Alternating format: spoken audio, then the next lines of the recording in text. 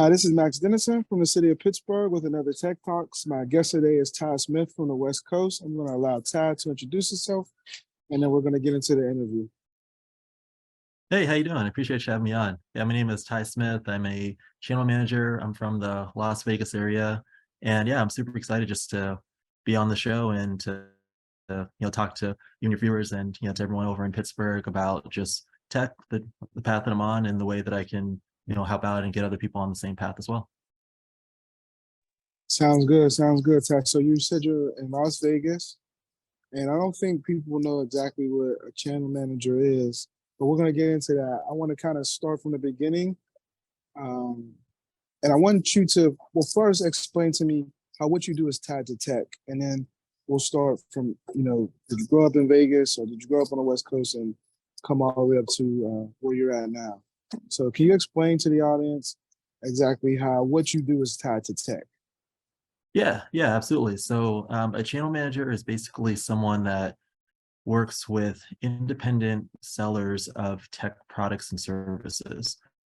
So how it works from an industry level is that every single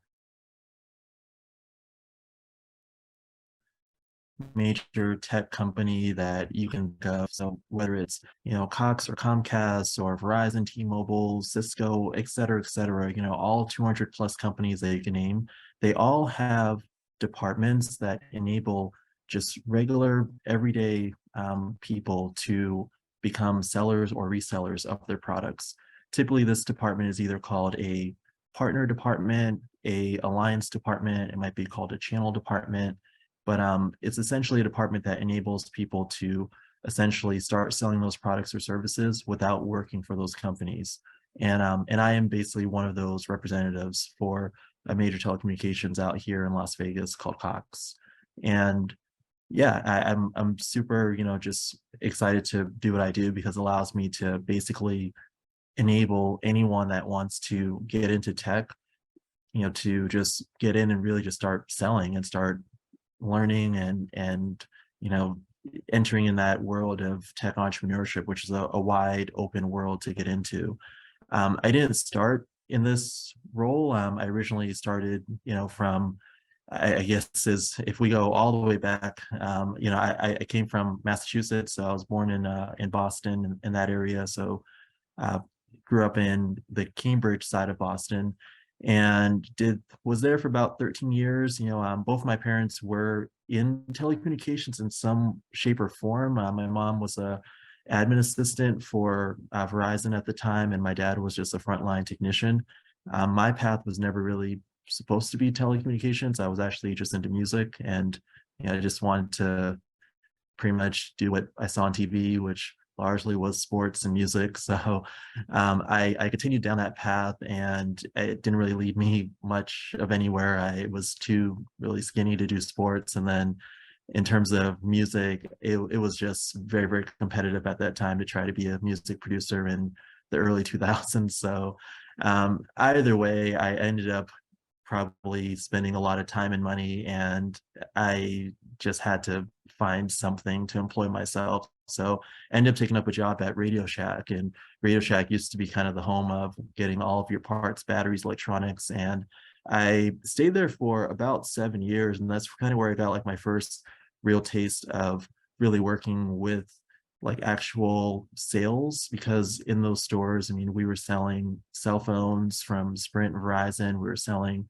satellite TV services from DirecTV, and we were selling internet from Comcast. And that was kind of where I got my first taste of, okay, this is what it's like to earn commission and all of that. And while I was there, I ended up just in chance meeting somebody that actually worked at Comcast and saw me selling their products indirectly, and basically was just like, why don't you just work directly for the company? There's a office like 3 blocks away. You should come down and apply. And I just kind of followed suit and found myself inside of like a frontline residential sales role, just basically in the call center, taking a bunch of calls and working in that type of role. And I did that for a little over a year before moving out west into California, where I ended up transitioning over into Cox. And that's where I then got to move out of the state for the very first time, got to be in California and got to experience like life on the beach and all of that in San Diego, which was really cool. I mean, saw a different side of life, saw people living lifestyles that I never imagined could exist. And I didn't stay there for that long. The call center that I was at actually closed down, which then led me now to this path where I got into Las Vegas. And in Las Vegas, I just basically ended up doing the same kind of call center frontline sales job, but I moved up into then a supervisor and then a manager. And then I kind of transitioned into outside indirect management. And that's where I kind of learned about the channel and indirect sellers, because I was assigned to retail stores and I was assigned to cell phone stores and dealers that really had partnerships with all these different companies that were allowed to resell various types of services. And this was a world that I never really knew existed. And I never really knew that it was possible to really start to sell these services without actually, having an employment contract. So being a partner manager, I got to see behind the scenes of like how these contracts were done, what the commissions were looking like. And then this was right around the time, I would say around 2019, where this was probably 3 years into the role. And I remember coming to the office one day and I walk in and I see this big conference room is like filled up. There's a bunch of people in like suits and they're all like talking about just internet and these are all people that I've never seen before. They didn't work for the company. They didn't really work for my indirect program, which was more of a retail based program.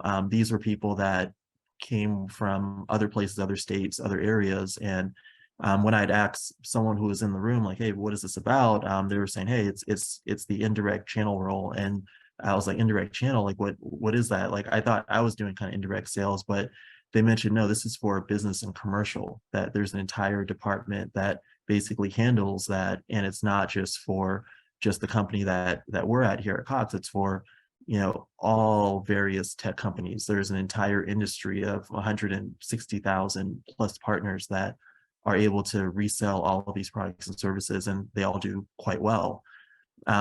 So with understanding that and learning about that, I kind of went down the rabbit hole of, well, all right, how does this department work? Like, what's the difference between business internet and commercial internet and residential internet? How would I even find my way into this? And then this was 2019 going into 2020. The pandemic hit. When the pandemic hit, my entire current role at that time, which was going out there with the retail stores and the cell phone stores, that whole industry shut down. A lot of those cell phone stores I was working with closed permanently. And then my small team that I had that was working for me that were actually outside sellers, they had to come in the office. And I was pretty much just tasked just to kind of keep them occupied for the next few months at home and teach them stuff. So I just went down the rabbit hole of trying to take them on the journey with me of, hey, well, let's learn about commercial telecom, because I just found out that this existed. I didn't even know this was a thing. Let's all learn it together. And we were just taking online modules together, online courses, learning about, fiber networks and how to design like Wi-Fi networks and stadiums, and just anything we could find on the internet was what we used to essentially teach ourselves. During this whole process, there was a posting that came up for a channel manager role at the company that I'm at.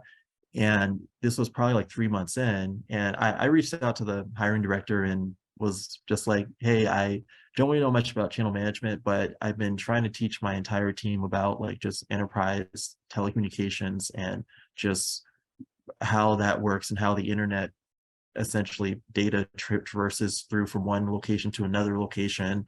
And I was like, "Is this related to anything dealing with this role?" And she was like, "Yeah, I mean, like that's literally what the job is.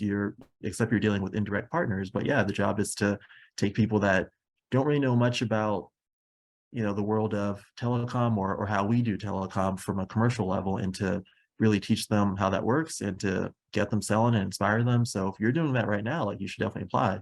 So I took her advice, went down the path. I got questioned along the way by a lot of people of, normally we usually take people that were selling business products and that did that for 5 or 10 years. We've never really taken somebody from residential before, but, we're going to hear you out and see what you got. And I just kind of went through the various paths of this very long interview process, 5, 6 people, and made it to the end, got the role, landed here. And I've been doing this ever since 2020. While I've been here, I've seen just people living amazing, like just fruitful, prosperous lives in the channel.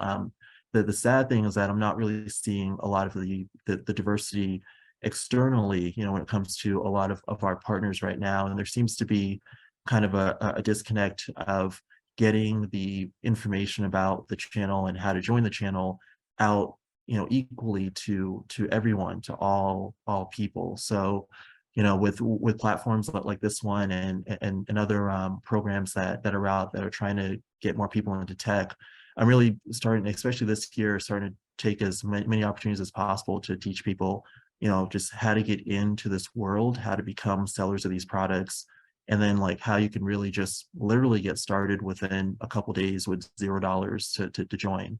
And that's essentially how I got down that road into this path. And I ultimately I want to really reach back to some of the neighborhoods that I came from, in Boston, and very similar neighborhoods, whether that's similar neighborhoods in Pittsburgh and Philly and New York and all of that, and really just take the knowledge that I have and just bring it back there, so they won't have to take this long 10-year journey that I got to get to where I'm at. Maybe they can skip a few steps and get there, in a year or so is the hope. Cool, Tess. So I wanna back up just a little bit before you got to Cox. But kind of just hindsight is 2020. Was there anything? I know you said you had the position at Radio Shack, and that was your first time in sales. But now you've been a pretty tenured salesperson, and you're the first person I've interviewed in tech sales. Um, for a young person who may be in high school or college, is there anything that you would encourage them to, any courses they may take, or how do you know if you got a good tech salesperson, or do you just think anybody can kind of learn the trade, or are there natural things now that you've been in the space for so long that, if you were building a team of more tech salespeople, what are some natural things a person may say, hey, I have that skill set? Yeah, definitely. I would say like it's really all about confidence is the main thing. It's like 90% of the game is confidence. And I think if you were to break out the other percentage, I would say maybe effort and then strategy. But confidence is essentially the key, because sales, I mean, if you type it in on YouTube, you're going to get all these different people with all these videos and this tactic and that tactic and et cetera. And in reality, it's all it is just making a suggestion to somebody. And we do it naturally. I mean, kids do this from when they were 3 years old, when they're first learning how to talk, when they go to a toy store and they're trying to sell their parents into buying a toy, or buying an item, maybe buying some food. Hey, can we get pizza today? Can we get ice cream today? And they're coming up with different reasons. So a lot of it is really just having the confidence to just make a suggestion. And if you're someone that is opinionated, that has really strong opinions about certain things, that just likes to tell people, hey, you should definitely get this. If you're the person in the friend group that's like, no, everyone, you need to go here, you need to go to this concert, you need to try this barber, you need to go to this salon, you need to go to this restaurant, et cetera, then you're the salesperson in your group.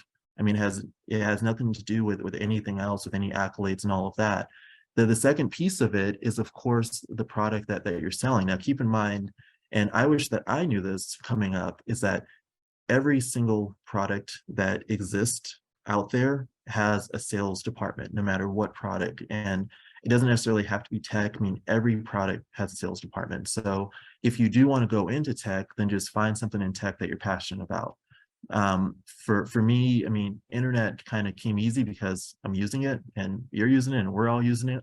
So I mean, selling internet is one of the easiest things that you can sell, because if you talk to a business and they're moving into a new place, a new building, the first thing they're going to ask about is, all right, I need my water, I need my electricity, and I need my internet. And so it's one of those things that they're going to buy. You're just really helping them make the right decision. So I would first say, the main thing is to just have the confidence to make the suggestion. And I know that's probably easier said than done, because people try to define, well, what is confidence?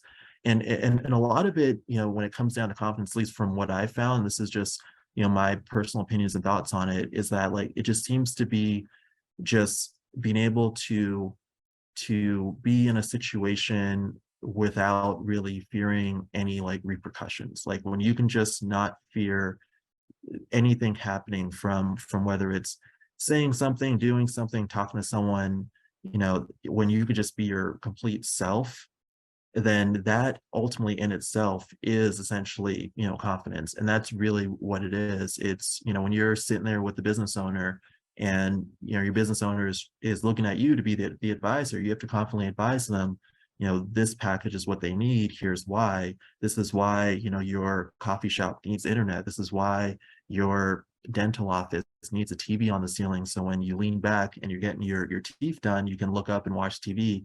It's being able to kind of make those decisions. A lot of times the biggest thing that holds people back is just not, being willing to pick up the phone and make the call, and not being willing to, knock on the door of that business, not being willing to ask for the owner of the business, et cetera, et cetera. So that's really the first stage. It's just that part. And the thing about confidence is, like, a lot of people say it's evidence-based. So it's having those small wins.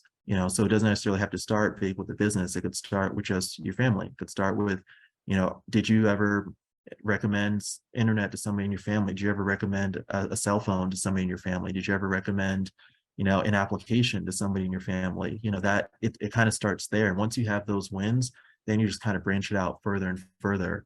When it comes to actual, tech itself, people are going down the path of courses and things that they can do. I would definitely, try to get as much as you can for free if you can, because there are a lot of great resources that are out there that don't, charge really much of anything.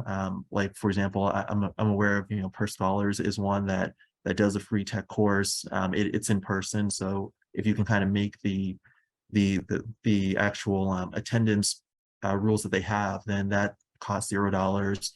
There are programs and nonprofits that are out there that work with CompTIA, and CompTIA has some courses such as the A+ and Security Plus that can kind of teach you some of the basics that you need to know about just internet technology, or devices that are internet related, cybersecurity, things like that. There's also Cisco has some information out there when it comes to their course. They have a course called CCNA, which is kind of a certified like network person. So you basically kind of understand how data moves through Cisco devices and routers and switches and all of that. But I would definitely say, like, use YouTube. Just get on the path to learn as much as you can for free before making very large investments into some of the more larger expensive courses, because many of these courses are just teaching sales, but they're not really teaching the specific product. If you want to sell a specific product, learn about that product as much as you can, try to gather as much free info, and then take it from there and start practicing some recommendations to your friends and family and see how it sounds. Yeah, so I mean, you kind of spoke to something. So like, and right now, a lot of people are not doing the traditional 4 year. They're going to boot camps, coding boot camps. And I guess that's similar to what you're explaining for the tech kind of sales space. Where is, if somebody wants to, I guess, let's just say they've never sold, been in any type of tech sales or any type of sales in general. I know you said use some of the free information, but is there like a streamline to, okay, you need to look at this, look at this, look at this, and then you'll be ready? Or like, how does a person know they're ready? Yeah, I would say conceptually, if you can understand how so for example, in the conversation that we're having right now, we're using the internet. If you can trace the path of where the data goes from this conversation that I'm having here in Las Vegas, how the data is going from a Wi-Fi network and it's hitting a router that's 20 feet away from me, it's going down a fiber line in the building that I'm at, going down to a switch that's somewhere downstairs, that's probably more in a basement, going through a fiber line that's now hitting the outskirts of Las Vegas, going to another fiber line that's hitting this long haul network that's going to Dallas to a data center over there. Then it's traveling all the way up to Virginia, and then it's traveling all the way up to probably Philadelphia first, and then over to Pittsburgh.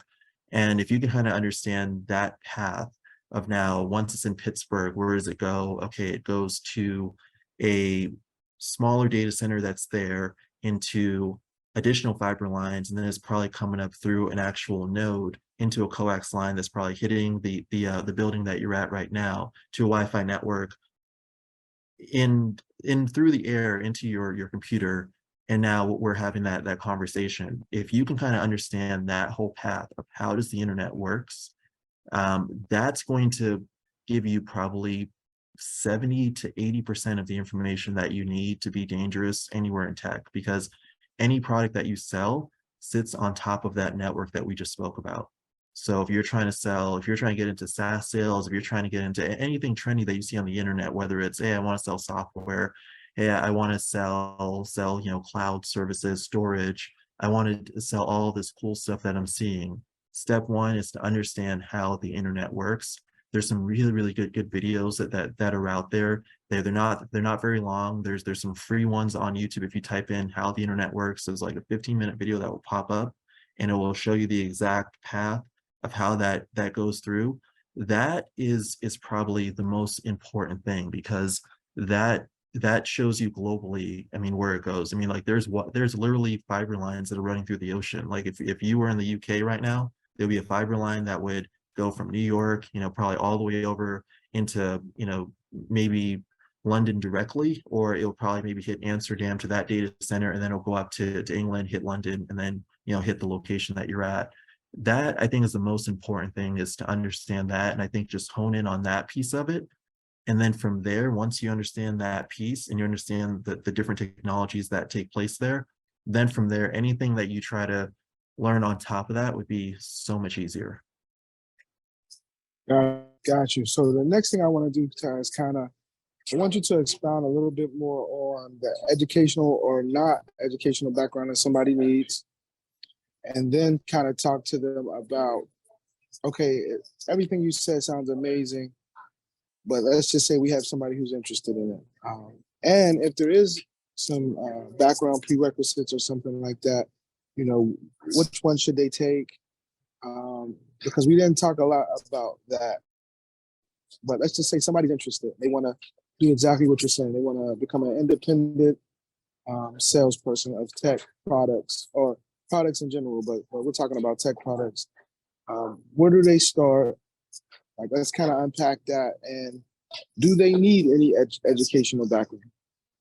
Yeah, so if you just want to jump straight into to kind of be in like an independent channel partner, and there is no prerequisites or anything, like that's something that anyone can do. There's actually more prerequisites to more be a channel manager and do what I do, versus being a partner. And being a partner actually makes more. It's almost like the analogy of how, you could be like an economics professor, or you could just be a trader on Wall Street, how the traders are actually going to make more than the economics professors. The economics professors just enjoy just teaching others. So in this scenario, hypothetically, I'm essentially the economics professor that is teaching people how to go out there and make potentially millions in tech sales. And that is a very simple process. All you have to do, you register with it's called a technology services distributor. There are plenty of them that are out there. There's about 6, 7, 8, 9, 10 very large ones. These are all distributors that I work with. They all are in various different areas. They work with different types of companies. So I have no problem if anyone wants to reach out to me on the side and find out more about which one they should go with and all of that. I could definitely jump into that with anyone. But what a technology service distributor is this is a company that has direct agreements with almost every single major tech company. And what I mean by a direct agreement is they essentially have like a license to sell every service you can probably name off the top of your head, like some of the ones I named earlier, like the big three, the Google, the Amazon, Microsoft, and then all the big telcos like the Comcast and Spectrum and AT&T and Verizon and Cox and T-Mobile and et cetera. But then all of the other cloud companies and security companies like Zscaler and Cisco and Fortinet and everything you can imagine under the sun. I mean, Zoom, like it's really endless on what's in there. And product wise, we're talking about, of course, internet products, business phone products. We're talking about TV products. We're also talking about AI chat boxes are now in there. Surveillance camera systems are in there. Just data storage in general, email security, spam filters, and like it's endless and endless and endless amounts. So these technology service distributors, they have a direct license to sell all of those services. All they're doing is they're extending their license out to anyone that wants to utilize it to start selling. And how that works is they essentially split the commissions that come from it, and they split those commissions usually on a percentage base. Like, for example, there's many that do a 75-25 split, which would be essentially meaning that you as the partner would get 75% of the commissions that come through, and they would collect 25%. Now, with that 25% that they're collecting, they're helping you facilitate all of these deals. They're helping you put all of the deals together and help you to getting connected with all of these various companies. Like in a real life example, if let's say, on Friday you had a appointment at a local salon, and you know that the salon there doesn't have great internet, you can literally contact a technology service distributor and say, hey, I want to be part of your program. I want to start selling all of these services. The first deal I want to do is I want to start selling this salon better internet because the internet there isn't that great. So they would essentially say, cool, great. All you have to do is just sign this document, and the document just basically says that you have a right to sell all of these products. Commissions will be split, and then your commission percentages are going to be different per company that you sell. Here's the list of commissions. And then after that, once you're signed up, which takes all of just a few hours, you would have access to a portal, and that portal will allow you to basically type in the address to that salon. You could see what companies are available. You'll have a contact list where you can now reach out to the channel managers in the area from those particular companies and say, hey, I want to get prices for this address for this salon of internet. I want to get prices here. I want to get prices there. And then you could literally walk into that salon and say, hey, by the way, I don't know if you knew, I'm actually an IT consultant now. I work with various departments out here, various companies out here that sell internet and all sorts of products. I just did a quick snapshot of your location, and I just wanted to give you this. It's a packet that basically tells you all of the prices and services that are available for internet for your salon. I know you've been having trouble with your internet, last time that I came here. So, maybe one of these options would be a little better. Here are some of the sales that this company has. Here are some of the sales that this company has. Let me know if you decide to go with either of these paths, because if you do, I could definitely help get that process started. If that owner of that salon is like, hey, great, yeah, this is a much better deal. Looks like it's faster. Yeah, I want to sign up with this one. All you have to do is just go back to your distributor and say, looks like we're going to choose this package. The distributor gets that company involved, whichever internet company it was. They send a contract out to the customer signs it, and then they take over. They work with the customer to do the install. They send the technician out there, they do the billing, all of that. Once that transaction is finished and it's installed, then now you're going to get paid. And the payment inside of the channel, it's one of two types of payments. It's either a residual based payment or it's an upfront payment. What a residual based payment means is that you're going to get a percentage of the actual monthly bill every single month coming directly to you as like a direct deposit. So if, let's say, like that bill of that package was we'll say it's like a internet package with Wi-Fi and maybe has some phone lines and all that, maybe it's $500 a month. The average percentage payout typically ranges from about 10% to 20%, depending on the company. And that's usually the average residual payment. So some pay 10%, some pay 12%, some 13, 15, 18, 20, etc. So in that scenario, let's say it was like a 10% residual compensation plan that company offered, then you would now get approximately $50 every single month continuously, as long as that salon continues to pay the bill. And that just comes over and over and over and over and over nonstop. The other types of commission plan is an upfront commission plan, and some companies pay that instead. What an upfront commission plan would actually do is and this kind of ranges by the company, but the most common calculation is there are many companies out there that would pay typically like the term length of the contract times the monthly rate. So if this was a $500 a month package, but let's say it was a 3-year contract, then that partner could potentially expect $500 times 3 years, and just they'll get an upfront payment of $1,500, right to them for doing that one sale. And then that's just one transaction. That's a transaction that you can now do again at a restaurant. You can now do that at a law office. You could do that at a barbershop. You could do that at a daycare center. You could do that at a local hospital. And you can do that in anywhere, any state. It doesn't have to be in your area. You can do that all over. You could have friends send you leads from their town, their location. You can have people reach out to you online. If you build an online presence, you can sell these services globally. You can travel and basically pay yourself back on your travel from closing a deal in the country that you travel to. So there's plenty of ways to kind of make this work. Some of the larger deals that we see in this industry are where you actually get the opportunity to work with like very large companies. Like, for example, companies that have 1,000 locations or 2,000 locations, et cetera, et cetera. Like if you were to get with like a major brand, let's say you got with a really popular brand, and let's say that brand had 3,000 locations all over the USA. Maybe it was a fast food chain, or it was a popular retail store.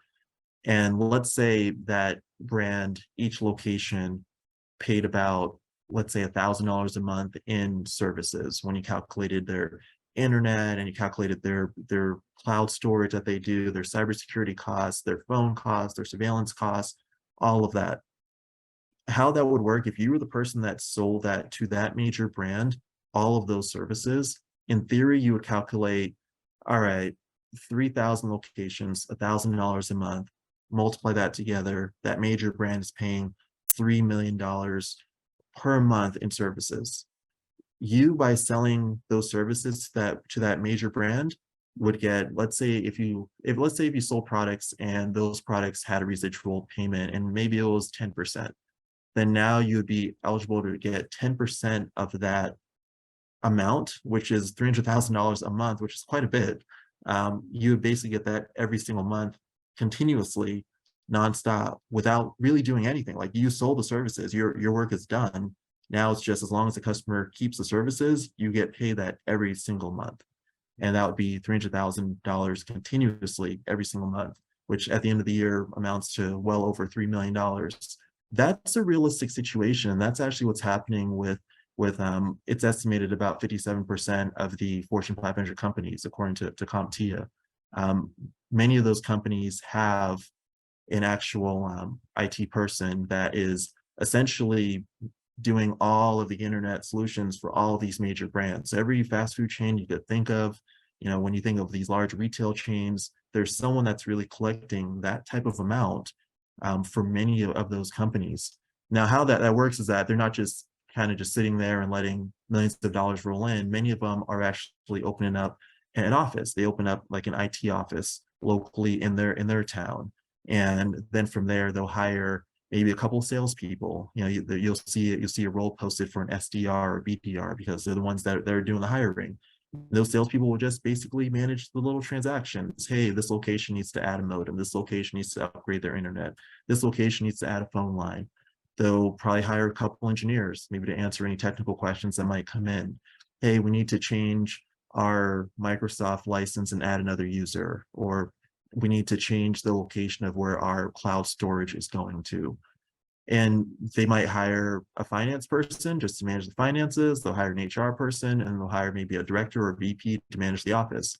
And they could do that with about half of the money that's coming in. So in that scenario where we talked about $300,000 per month, half of that money can just pay that staff and run that office, while the other half now goes to that owner, who now lives a free life collecting $150,000 per month every single month.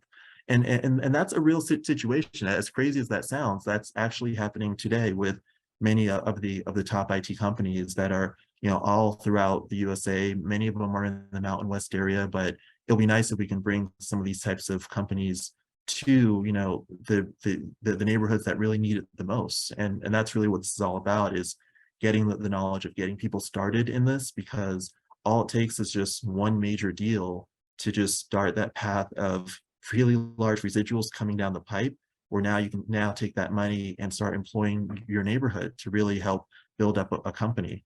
And many of the companies that we see out there that are hiring, they all really started from really one person doing this, whether it was 10 years ago, 15 years ago, that just built it up. So that's it. Yeah, that's the whole thing right there. Yeah, thanks, Ty. I mean, I hope everybody who's watching is kind of catching what he's saying. This is literally a space where you can come in with no educational background, essentially sign up, become an independent distributor of tech products, and set up a scenario, as he said, where if you make a good deal, you could be paid every month, have a full staff. And I specifically, when I met Ty and I got a chance to talk to him, this is for anybody who's interested, but I thought the first thing I asked him was, can a felon do this? Because somebody who's made a mistake in the past do this? And he said, absolutely. There's no bar to access to this. So I wanted to thank you again, Ty, for coming on and joining and explaining what it is you do, and the opportunity for people to get into tech sales. I probably want to bring you on for a part 2 where we can go deeper into, some of the things you're saying, because I'm not necessarily sure the audience can catch everything, but hopefully they catch the gist of what you're saying. Essentially, you can be your own independent salesperson within the tech space and make a ton of money with essentially no 4-year, $150,000 debt, or even a 6 to 8 week boot camp debt, which is an amazing opportunity. So I guess one more question, and then how can people reach you? And my last question is, this, podcast interviews for everybody.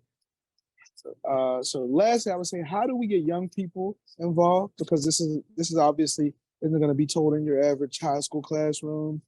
In your opinion, and there's no right answer to this. And then lastly, how can people reach you if they hear anything in this conversation that they're like, hey, I'm curious and I'm interested?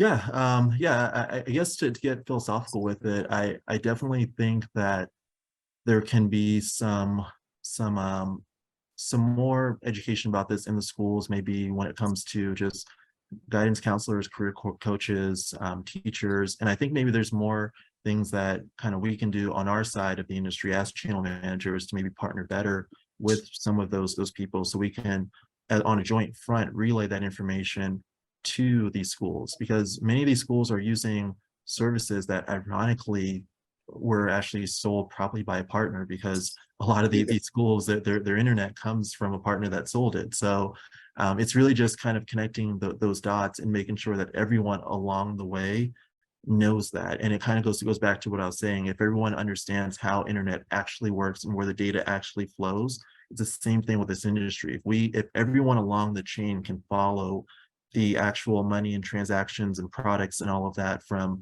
teachers, students, guidance counselors, principals, everyone, then hopefully in this next upcoming generation, people will leave with a pathway of, you know what, I'm going to go to the corporate world because I like the security of having a corporate job, and I'm going to do a corporate job in tech. You know what, I don't really like having a boss, and I don't really like that concept. I want to be my own boss, and I want to do it independently. I'm going to go this path and go independently. And I think if we can just normalize that not all kids want a boss and not all kids need a boss. Some kids just want to be boss free, and there's nothing wrong with that. And I think we have to normalize that from the parents to schools, teachers, all of that, because there are areas in the United States where kids are being taught everything that I'm telling you, like from the jump. They're being taught that in certain areas, from 8, 9, 10 years old, 12 years old, and they're coming out 18 years old already with a full-blown, IT company. And in order for every community to compete equally, then we have to be making sure that information is getting out to every community equally. And then for me, yeah, I am on LinkedIn. So if you go to linkedin.com and you do like that /IN/ you can find me at my full name, which is Tyrell, TYRELLSMITH. So just kind of search that. So TYRELLSMITH. Put that at the end of the LinkedIn hyperlink, and that's where I am. It's the only social media that I'm on. So you could definitely find me there. And yeah, I'm open to answering any questions, diving in further. I can get anyone connected with the distributors. I'll jump on calls and provide more information about which distributor kind of works best for the situation that you're in. And yeah, it's $0 to join a distributor. You can start selling within a couple days. So I have no problem doing that for anyone that needs that help. Hey man, Ty, thank you, man. I appreciate it. Thanks for giving us the information. We're gonna, of course, post the video and try to put that information in the link or in the bio of what we're talking about. But thanks for coming on, man, and explaining and kind of breaking down another opportunity for people. It's been good talking to you. I'll be in contact as well for my own tech sales advice. But man, thank you again for jumping on. And we'll talk to you soon. Absolutely. Yeah, I appreciate you having me. Yeah, thank you a lot. And thank you, just City of Pittsburgh. I really appreciate it.